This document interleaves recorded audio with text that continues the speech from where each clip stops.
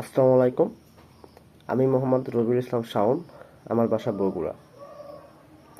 আজকে আমাদের মূল টপিক হচ্ছে আমরা ইন্ডিয়াতে বিএসসি করতে গেলে, উচ্চশিক্ষা গ্রহণ করতে গেলে আমাদের কী কী করণীয়, আমরা বাংলাদেশ থাকা অবস্থায় আমরা কিভাবে প্রসেসিং চালাইলে আমরা ইন্ডিয়াতে বিএসসি করতে পারবো এবং ভর্তি হতে পারবো, এই বিষয় নিয়ে আজকে আমাদের মূল আলোচনা। আমার সাধারণত যারা ডিপ্লোমা শেষ করেছি রিসেন্টলি 2024 সালে ডিপ্লোমা কমপ্লিট, এবং একই সাথে এবার যারা ইন্টার্নি করতেছে এদের মধ্যে থেকে যারা ইন্ডিয়াতে বিএসসি করতে যাবেন বা বিএসসি করবেন, এনাদের খুব টেনশন যে আসলে আমরা কিভাবে প্রসেসিং করব, কিভাবে কি করলে আমরা ইন্ডিয়াতে ভর্তি হতে পারবো। হ্যাঁ, এই বিষয়গুলো নিয়েই আজকে আলোচনা। প্রথমত আপনারা যদি ইন্ডিয়াতে হচ্ছে যে বিএসসি করতে যান, তাহলে প্রথমত আপনাকে দেখতে হবে যে আপনার অ্যাবিলিটির সাথে কোন ইউনিভার্সিটির ফ্যাসিলিটি কেমন।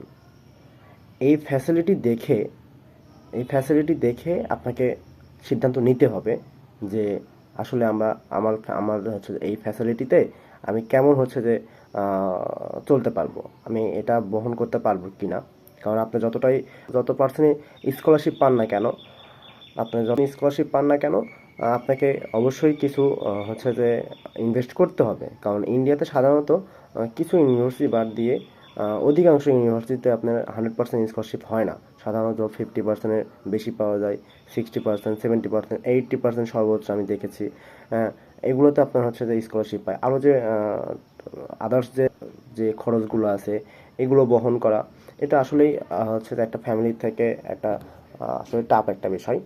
তো এখানে আমাদের যে ফ্যাসিলিটি, কলেজে ইউনিভার্সিটির যে ফ্যাসিলিটি, এখান থেকে আমি যে খরচটা হচ্ছে চালাতে পারবো, যেটা দিবে ফ্যামিলি থেকে, এখানে আমার দেখতে হবে যে আসলে আমার পিছনে কত টাকা ইনভেস্ট করেছে, কত টাকা ইনভেস্ট করতে পারে, সেইটা দেখে আমি হচ্ছে আমার কলেজগুলো চয়েস করব। আমরা সাধারণত ইউটিউবে যাই, ইন্ডিয়ার বিভিন্ন ইউনিভার্সিটি সার্চ দিলেই দেখবো যে ওখানে ফ্যাসিলিটি কীরকম কী, এগুলোর বিষয়ে আলোচনা হচ্ছে। এবং একই সাথে আমরা হচ্ছে বিভিন্ন ইউনিভার্সিটির ওয়েবসাইটে যাব, ওয়েবসাইটে যাই দেখবো যে এই ইউনিভার্সিটিগুলোতে আসলে কীরকম ফ্যাসিলিটি দিচ্ছে, এটা চেক করব। করার পরে আমরা সাধারণত প্রথম অবস্থায় আমাদের আগে কী করতে হবে, আমাদের ইউনিভার্সিটিগুলো আগে চয়েস করতে হবে যে আমার ফ্যাসিলিটি দিবে, এই ফ্যাসিলিটি অনুযায়ী আমার হচ্ছে যে আর্থিক অবস্থা অনুযায়ী কোন ইউনিভার্সিটি আমার সাথে যায় এবং আমি মেনটেন করতে পারবো, এই বিষয় নিয়ে দেখতে হবে। প্রথমত ফার্স্ট অফ অল আমাদের কাজ আমাদের ফ্যাসিলিটি অনুযায়ী, আমার আর্থিক সামর্থ্য অনুযায়ী আমাকে ইউনিভার্সিটি চয়েস করতে হবে, 1 নাম্বার। এবার আসি দ্বিতীয় ধাপে।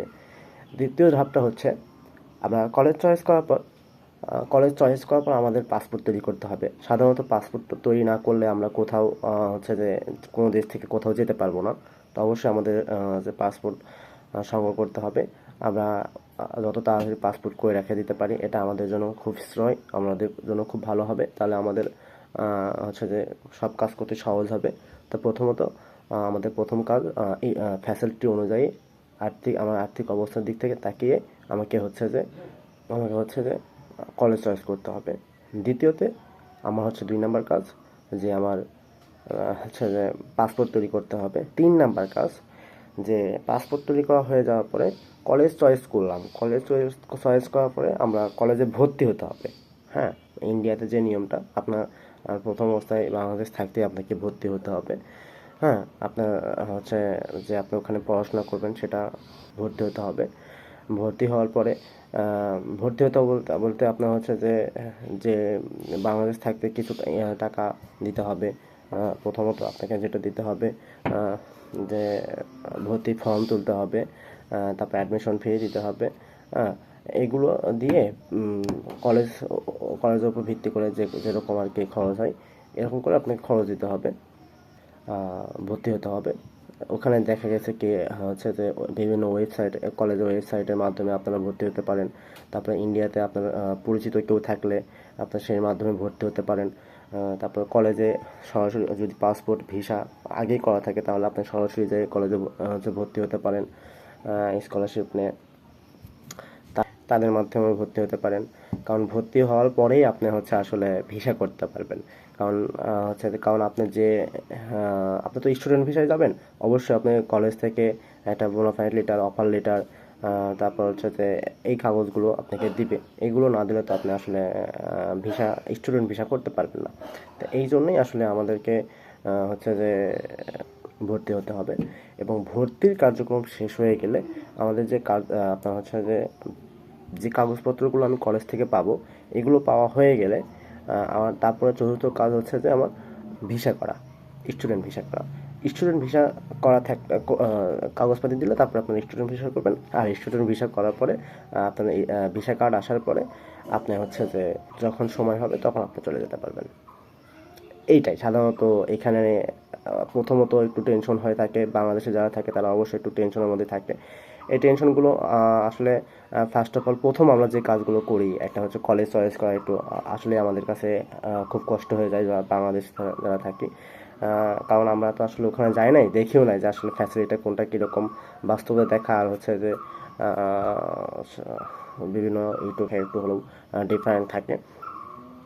এদিক থেকে আসলে বাংলাদেশে যারা থাকে, আমিও থাকছিলাম, আমার ক্ষেত্রে অনেক কষ্ট হয়েছে আসলে কলেজ চয়েস করা।